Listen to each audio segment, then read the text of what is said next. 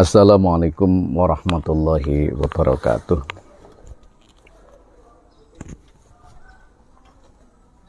Saudara-saudara, kita sambil menunggu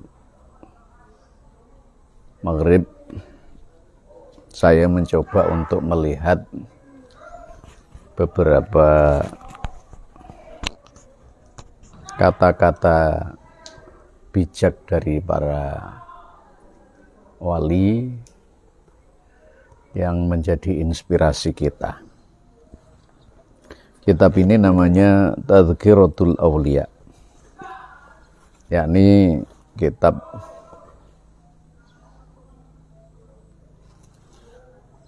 yang dikarang oleh Fariduddin Attor, seorang ulama, seorang sufi dan seorang sastrawan.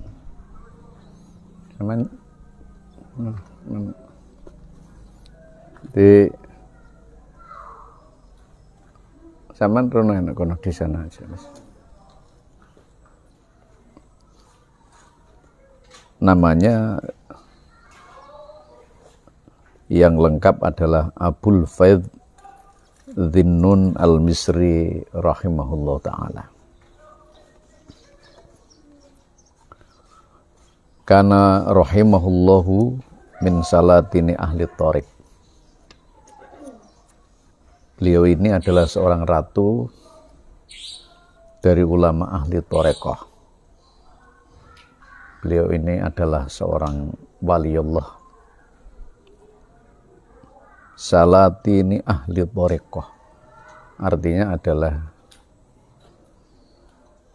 raja dari sebagian para raja-raja wali. Artinya penggedenya wali. Walahu fi asrari tauhid nadrun daqiq. Dia tauhidnya asrar, punya rahasia-rahasia yang besar. Nadrun daqiq, pandangannya sangat halus lembut, mungkin sampai menembus batas-batas orang melihat seperti biasa. Wa kana lahu sulukun kamil. Dia mempunyai jalan yang sempurna, suluk yang biasanya dilakukan oleh para wali, yang berasal dari sebuah hadis, man salaka thariqan yaltamisu bihi ilman. Jadi para wali yang berjalan ngambah dalan, artinya dia melakukan proses-proses menuju kepada sebuah ilmu yang sangat tinggi, sebuah kemakrifatan, itu melalui beberapa proses. Jadi tidak gampang orang menjadi seorang wali, dia harus berproses banyak sekali. Wa karomatun gharibah, dia punya karomah-karomah yang nyeleneh-nyeleneh. Terkenal Dhinnun Al-Misri itu. Dan banyak sekali keistimewaan yang diberikan oleh Allah kepada beliau. Kita akan melihat apa yang disampaikan oleh beliau.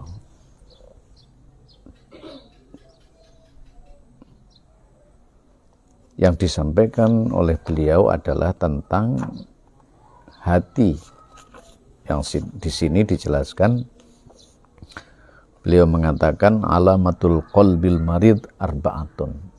Ada 3 ciri-ciri bagi orang-orang yang hatinya sakit. Sakit yang dimaksud di sini adalah sakit yang tidak zahir, tapi sakit yang batiniah, yang mungkin banyak orang yang merasakan, tapi dia tidak merasa ada indikasi lahir, tetapi batin. Dalam artian sakit di sini mungkin secara batiniah, ya, tidak ada kejernihan di dalam hati, tidak ada sesuatu yang menenangkan di dalam hati. Nah, apa alamatnya? Al-awwal alla yajid halawatal ibadah. Orang yang hatinya sakit itu adalah orang-orang yang ketika dia beribadah itu dia tidak merasakan sebuah kenikmatan. Ketika sholat dia tidak merasa bahwa sholatnya itu mampu menjadikan ketenangan. Dia sholat, berdoa, berzikir, bahkan sholawat, tapi tidak menjadi ketenangan dalam hatinya. Sama sekali dia tidak menjadi tenang ketika dia sholat. Sama sekali dia tidak tenang ketika dia berdoa kepada Allah, bahkan membaca Quran. Sama sekali tidak ada ketenangan. Tidak ada hal yang dirasakan yang mampu memberikan kesejukan dalam hati. Walaupun dia berdoa, walaupun dia berzikir, ini sangat berbahaya. Artinya bahwa dalam hatinya ada sesuatu yang sakit. Dalam hati ada indikasi ketidaksempurnaan dalam mendekatkan diri kepada Allah. Ini yang bisa merasakan adalah hati kita masing-masing, bukan orang lain. Karena ketenangan, ketentraman jiwa itu dirasakan secara batiniah, bukan dirasakan secara lahiriah. Kita bisa melihat orang sepertinya orang itu senang, orang itu bahagia. Tapi apakah dalam hatinya dia merasa bahagia? Tidak, belum tentu. Maka ketika ada orang yang dia sudah membaca Quran, dia sudah sholat, dia sudah zikir kepada Allah, ternyata hatinya tidak tenang, maka ada hal yang sakit dalam hati. Dan ini harus diobati.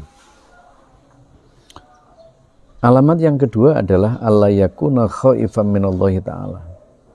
Orang yang sakit hatinya itu tidak pernah takut kepada Allah. Sama sekali tidak malu kepada Allah, melakukan maksiat tidak takut, berbicara maksiat tidak takut, menulis kemaksiatan tidak takut, bahkan mengupload kemaksiatan pun sama sekali tidak ingat kepada Allah. Sama sekali tidak berpikir apakah ini menyebabkan rendahnya etika atau tidak. Ini menyebabkan maksiat atau dosa atau tidak, sama sekali tidak takut. Kalau sudah tidak takut di dalam hati, maka inilah yang dimaksud dengan alamatul qalbil marid. Hatinya adalah ada hal yang menyakitkan, ada hal yang alamat sakit. Jadi punya hati tapi tidak punya ketakutan kepada Allah. Punya hati tapi tidak punya malu kepada Allah ketika melakukan maksiat, ketika berbicara maksiat, ketika mendengar maksiat, ketika melakukan maksiat, sama sekali hatinya tidak ada ketakutan. Alla yakuna khaifan minallahi ta'ala. Asal itu nomor 3, alla ya'tabiru anil asya'. Yang nomor 3 adalah tidak mau bertadabbur dengan sesuatu yang dilihat. Melihat keadaan, peristiwa, dia tidak berpikir ada musibah, tidak berpikir ada kejadian-kejadian yang seharusnya dipikirkan dan menguatkan imannya, tidak dipikirkan sama sekali. Kejadian yang sangat hebat, dia tidak berpikir bahwa Allah itu mampu membuat sesuatu yang di luar batas pengetahuan manusia. Jadi Allah ya'tabiru minal asya, sama sekali tidak bisa digunakan berpikir hatinya. Pikirannya tidak berpikir, hatinya tidak pernah merasakan hal-hal yang baik kemudian menjadikan dia iman kepada Allah. Ada kejadian, ada gambaran, ada pelajaran alam, tidak dipikirkan. Ada banjir, ada kejadian-kejadian yang luar biasa, sama sekali dia tidak berpikir tentang itu adalah sebuah kekuasaan Allah. Maka hatinya benar-benar ada alamat sakit. Kemudian yang nomor 4 adalah Allah yafhama minal ilmi ma sami'a. Tidak pernah paham tentang ilmu yang didengar. Para kiai, para ulama di pesantren, para masyayikh menyampaikan dakwahnya, sama sekali tidak paham dengan apa yang disampaikan oleh mereka. Dengan bukti tidak pernah dilakukan kebaikan-kebaikan yang disampaikan oleh para kiai dan para ulama. Bahkan dianggapnya sebagai angin yang lalu. Tidak berpikir bahwa ini ilmu harus manfaat atau tidak. Tidak berpikir bahwa memahami sesuatu itu adalah hal yang penting untuk kehidupan. Andaikan pun tidak paham tentang ilmu yang disampaikan oleh para ulama dan para kiai, kita harus tetap berusaha untuk mendengar.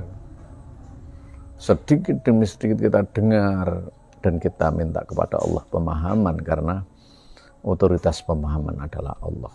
Maka ketika kita berkali-kali mendapatkan ilmu kok tidak paham, itu mungkin ada sakit yang ada dalam hati kita. Mungkin kita banyak melakukan maksiat, banyak melakukan dosa yang bisa mengeraskan, yang bisa menutup hati kita dari ilmu. Maka kita benar-benar harus berpikir tentang bagaimana memperbaiki hidup dengan cara tiap kali kita harus mencari ilmu dan mencari wejangan dari para sesepuh dan para kiai, para ulama. Insya Allah kita akan mendapatkan mau'idhah yang jelas dan kita akan menjadi orang selamat. Semoga Allah memberikan kekuatan kepada kita dan Allah akan memberikan hidayah kepada kita. Wallahul muwaffiq ila aqwamit thoriq. Wassalamualaikum warahmatullahi wabarakatuh.